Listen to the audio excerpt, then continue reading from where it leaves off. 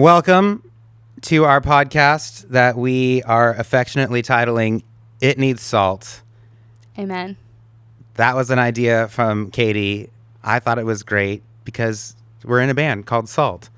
And you know what? Every podcast has to have a kitschy title. So here we are. It's silly and it's fun, just like us. It's silly and it's fun. We had so much fun actually like doing a fake podcast to make social media content that we decided it would actually be more fun to do a real one. So Absolutely. You're going to get a glimpse into what Kadi and I do when we're writing songs, which is usually just chat a lot and talk about our journey in ministry, our journey in life, our journey as musicians and songwriters. And we thought it would be a cool thing to do to help you get an inside view of our journey as artists, as songwriters, as worship leaders who are walking along a process of creating music, both for our church and outside of the church.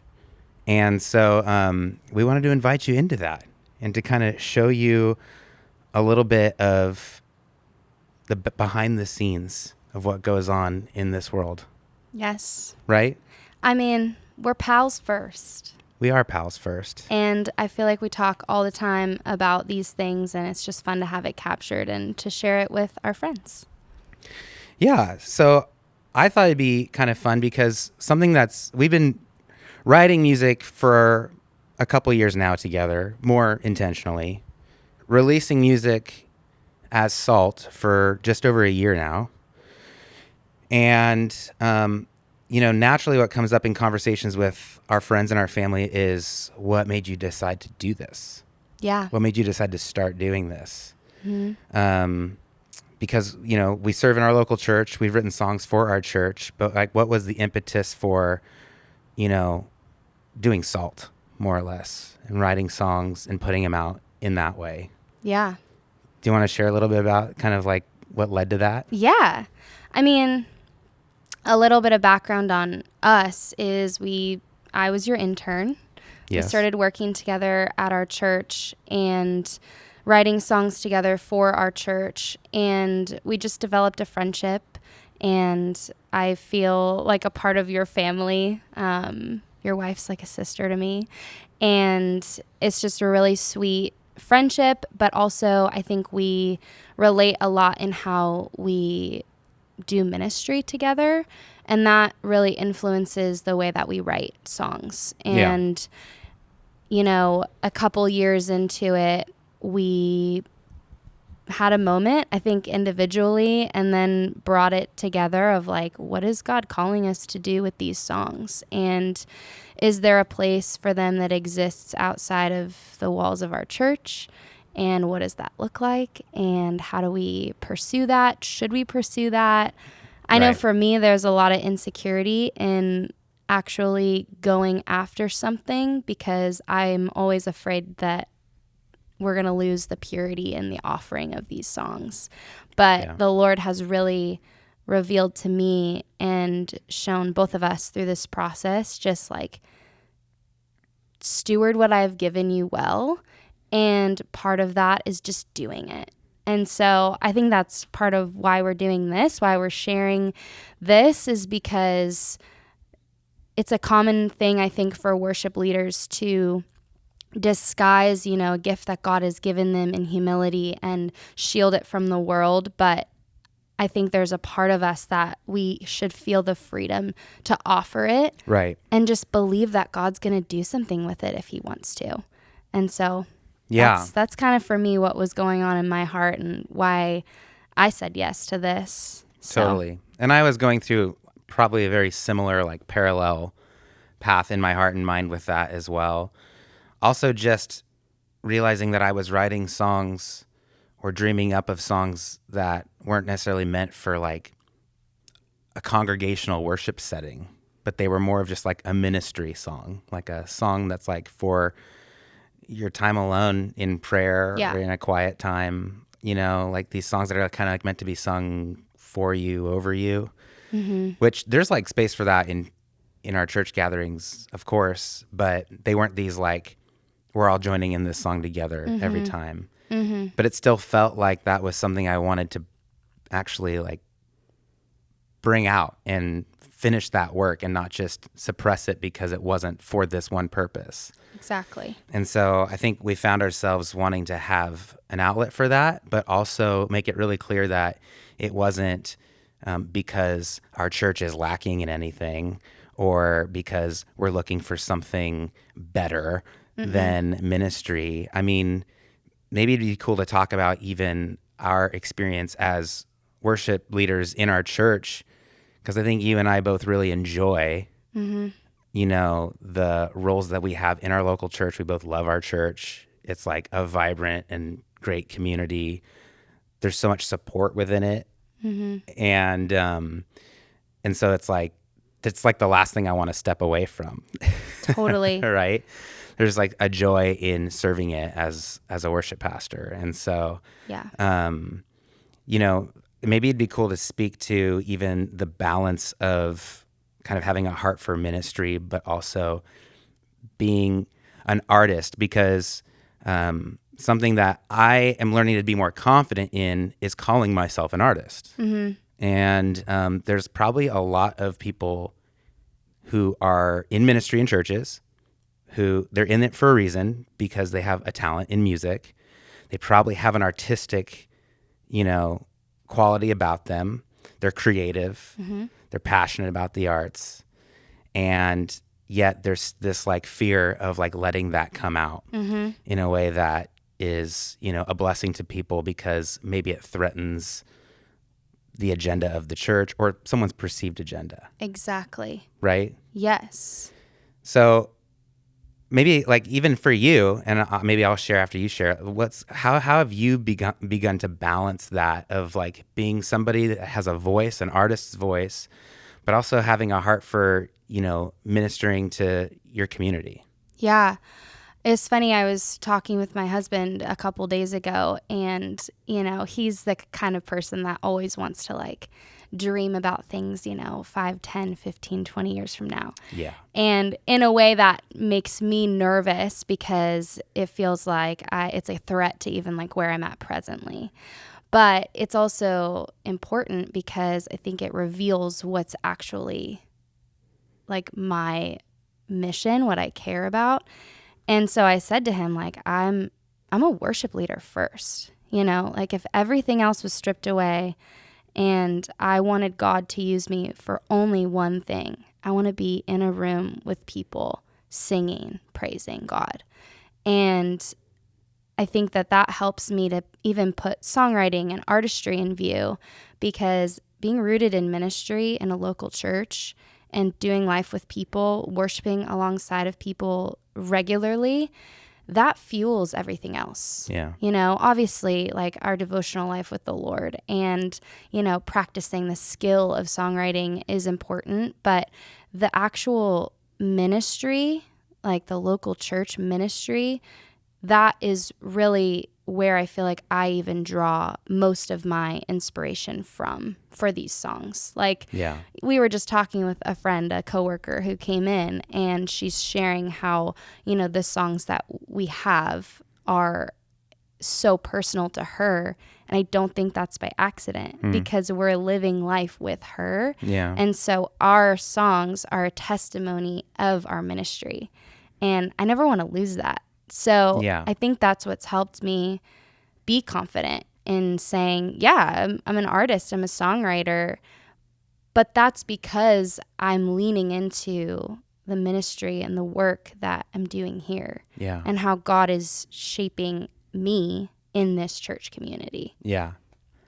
Yeah. I even like, you and I have had conversations about this too, where some of the songs we write are really born out of our lived experience with our friends, family, church community, right?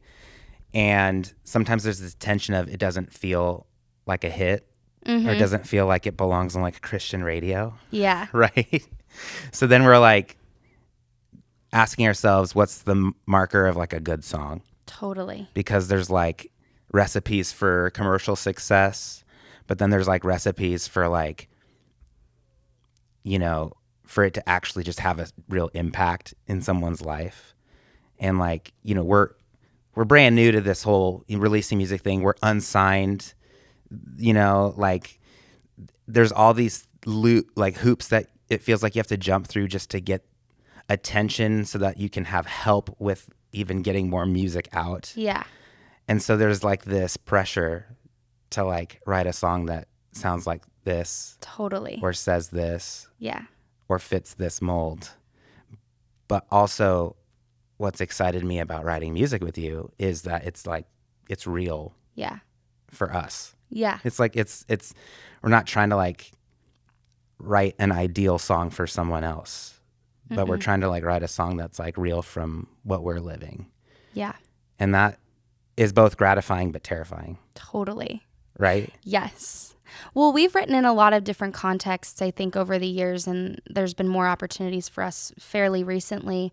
But it's interesting. I feel like I've observed there being a purpose behind some of the songs that you write, right? Like we even wrote for a specific project for our church, right? Yeah. For our Praise, Honor, Glory, Power album for Easter one year. Yeah. And like there was a purpose behind that to write certain songs that fit a certain theme. And that has its place. Then there's also, you know, our write a couple weeks ago. We're writing with worship leaders for their church, right? So we're like listening and hearing about their experience and helping write for that. Yeah. And then there's, you know, co-writes and stuff where it's just like, bring an offering before the Lord. It doesn't matter what it is. It doesn't matter if you finish it. It doesn't matter if it's a congregational song or a personal devotional song. Yeah. That's just why we're here, is to meet with the Lord. And right. One isn't better than the other. One isn't right or wrong. They're just different expressions of songwriting. Yeah. And that's what makes it cool, is that like you bring who you are, your experiences, your, you know, skills, but also just combining that with other people and their own thing. Yeah. It's just a really cool experience. Yeah. What's like, what was when you first started writing songs, like co-writing and writing for, you know, worship and church and all that? What's like one of the biggest misconceptions that you think people have about that? Like people that aren't songwriters. Or even somebody that's interested in being a songwriter. Because I'm imagining, like I feel like this conversation is helpful for somebody that's like, I want to write songs. Yeah. And, you know, okay, so backing up, I'm in my mid-30s. Mm-hmm. I had a dream of writing songs when I was a teenager. I didn't step out in faith to like actually like steward that dream until like 5 years ago. Right. So I had all these like, you know, ideas and things like blocking my courage to step out and do that. And so what are some things that like just maybe you thought happened in a songwrite or like were part of the process of songwriting that aren't true or just different than you'd anticipate? That's an interesting question. I'll answer it abstractly, but I think I've discovered that there's a good balance to have going into any write of confidence and not humility, but just like listening to other people, right? Like I could feel really insecure and intimidated going into songwrites because who am I? Right. Like I don't have anything special to bring. Like I'm new to this, but at the same time, you know, we're all able to be used by God. And if I'm truly surrendered to that, like I can learn in this process and offer something. It doesn't have to be, you know, the best idea or the best thing, but it's usually a very encouraging environment. Like even, you know, somebody who's been songwriting for 20 years, if I'm in a songwrite with them, like I don't feel less than them. They don't make me feel that way. Yeah. And that's really cool. Yeah. And I think that that's really wise on their end to do that because, I mean, it's like classic discipleship You're going to Totally, learn, right. you're going to learn from somebody that you're discipling in the same way that they're gleaning from and learning from Yeah. you. So to discount one or the other would be amiss. Right. And so I think I've noticed that in songwrites, like you've brought me into things that I'm like, how did I even end up in this room? Well, I got brought into things. I'm like, why am I here? Yeah. I don't deserve to be writing with this person. But I think that's the whole point, is like, it's not about the people you're in the room Right, with. yeah. It's about like what we're there to do. Yeah. And that's a really, like, it warms my heart that that's the way that it is. Yeah. That these songs are truly born out of, like, we just want to bring an offering to the Lord. My most refreshing discovery in songwriting is that everybody's just as nervous as you are to say it out loud. Yeah. Like every person I've written with at some point has said this phrase before they give an idea is, this might be stupid, but Yes. what do you think of? And it's what's needed to like keep the ball rolling. Yes. You know, like that was for me. I went to like a songwriting camp a few years ago, and it was kind of like my first, experience writing with like multiple people who, write, in the Christian music industry, if you will. And it was a really eye-opening experience because every songwriter I was in had that same air about it, that same humility, that same kind of artist insecurity that just, you never know if somebody's going to like your idea. Yeah. And it's so funny because it's often right after you say this might be stupid that you share the thing that like is the little spark for the rest of the song. Exactly. And nothing's wasted.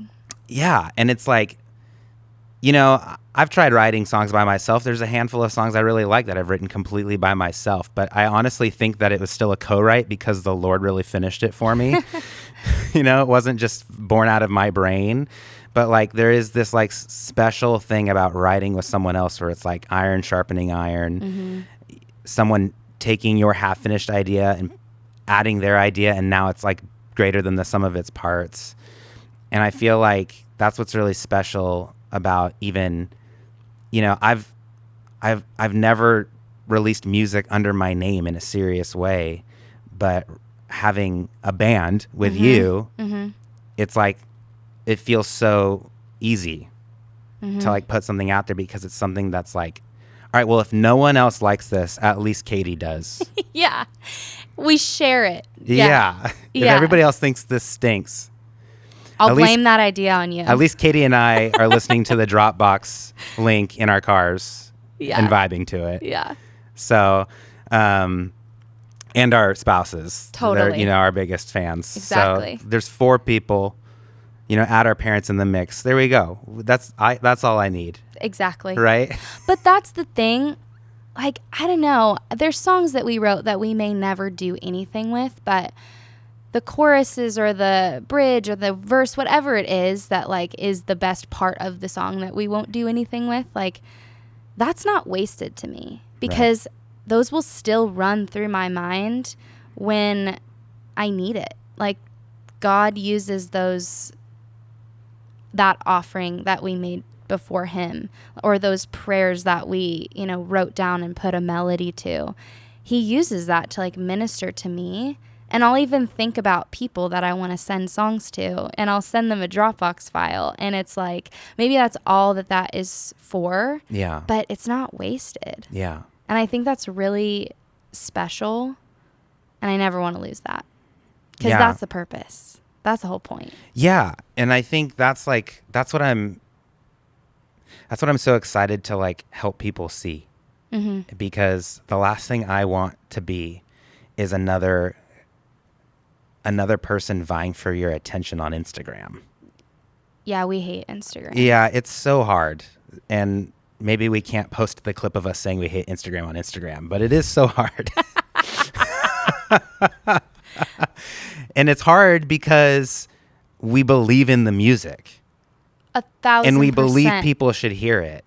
Yes. And we want to share it with people because we wrote these songs not just for us, but to minister to people. And how do Yes. we get it to people's ears? And it feels so contradictory, though, because, and I've had this conversation with so many people who like know my heart, know me, and know you. And it's like, how do you wrestle with that, right? Like, how do you wrestle with like trying to become known, but not for the sake of yourself, but for the gifts that the Lord has given you to share with other people? Right. And we actually, struck up a friendship with somebody who has been in this world for a long time. Yeah. And we were sharing this with him, and he said something that I'll literally never forget. He was like, don't ever lose that tension. It should always feel weird. Right. He's like, it should always feel contradictory because it is. Yeah. And he's like, but that doesn't necessarily make it wrong. Right. It's a tool. Mm-hmm. But if you forget that what the tool should be used for, that's where you're mistaken. If it ends up feeling normal, that's where you're lost. Yeah. And I loved that because I was like, oh, that's my answer. I can recognize the tension. Yeah. And the fact that I have is a good thing. Yeah. Doesn't mean that it's bad. Right. So. Which is why we still do it and still use it. And will. Yeah. Exactly. Because for as much as I hate the tension of using social media to promote something, I'm a consumer of it, and there's ways in which I have been blessed by something on it. Yes. Like for as addictive and, hard as it can be and a burden on my life, there are elements of it that have led me to discover songs, prayers, messages from pastors that like were water for me, in a season. And so I'm looking at it like that, and I know that some of what we've put out there has been shared in that spirit. 100%. And that's all I want. I just want our music to be something that blesses people and also for us to have like a healthy rhythm with it, We're not looking to be Totally. these like influencers. No. But at the same time, I think people should hear these songs. Yeah. And I'm okay saying that. Yeah. And I want to, go and sing them for people. If you need to book a band for your worship night, you can just, email booking@thebandsalt.com. Yeah, I don't even know. I think I actually have that email address. Yeah. But yeah, so it's like an interesting tension to walk through. But I think I was just talking to somebody about this today. I think that the difference between confidence and arrogance can be pretty hard to tell sometimes. Yeah. And I'm always striving to like be confident in the Lord without appearing to be arrogant. Mm-hmm. And so that's the line I want to strike with That's how we great. approach social media, how we approach our music, how we approach talking about what we're doing. Mm-hmm. And maybe that's an encouragement for someone listening, because I just know, I've had countless conversations with worship leaders in church who want to write music. There's so many things getting in the way of them feeling comfortable to step out and do that. One of them is fear of how people are going to interpret that pursuit. And I Totally. think that if you can walk in confidence that you're stewarding something that the Lord's actually doing, while also humbling yourself to not be better than the situation you're currently in, that's actually going to be a balance that breeds life in that pursuit. Absolutely. Do you know what I mean? Yeah. That's a really good point. And maybe we'll talk more about that in coming episodes, because I think, what I know is going to happen is we're just going to be talking through this as we go through it, as we live through it. We're learning. Yeah. That's like the cool thing about this, is that we're like brand new to this whole thing. Mm-hmm. And, I don't really have much wisdom to share about it. It's more just like, hey, this is how we're doing it. Yeah. And this is what we're figuring out. Yeah. So I'm excited to have more conversations like that. Yeah. Me too. I thought it'd be good to kind of end each of our episodes by talking about maybe one of our songs or some of our songs. Yeah. We have 2 more songs coming out Yes. after this episode. But so maybe we can talk about those in the future. It'd be cool if we've like written a song that we like, we could just like share it Yeah. share about it, sing Yeah. it, little, glimpse into what might come out, what might never come out. Who knows? Who knows? But we have 2 more songs coming out. Mm-hmm.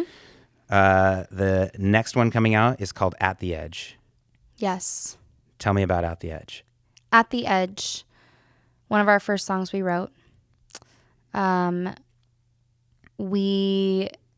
That's one of the songs that I reference when I talk about, like, if nothing else, that song's for me. Mm-hmm. And it's pretty much just about trusting God with something that you can't make sense of, right? So our God is a miracle working God, and he's completely sovereign, but he also hears our prayers.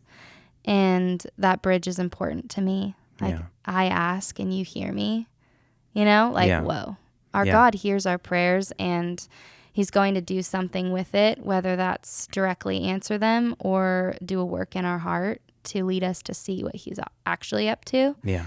And it's become like an anthem for me, and it's my sister's favorite song. So there's that pressure too. There you go, Cam. It's your favorite song.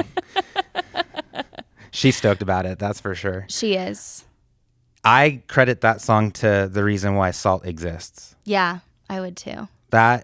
Writing that song, we finished it and we were like, oh, this could be something. Yeah. And it just seemed like there was like a glimpse into the kinds of songs that we'd want to write and the kinds of songs that we feel like the Lord was giving us.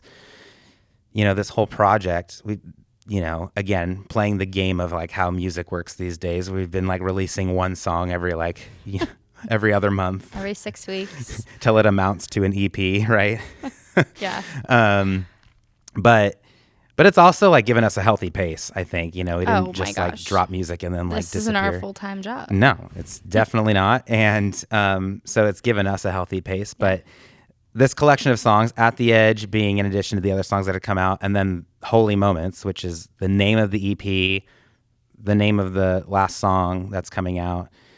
I feel like all these songs have really been focused in not even a contrived way, but just the focus on the Lord meeting us where we're at and us voicing we want to be in his presence. Mm-hmm. And they all have that kind of attitude about them.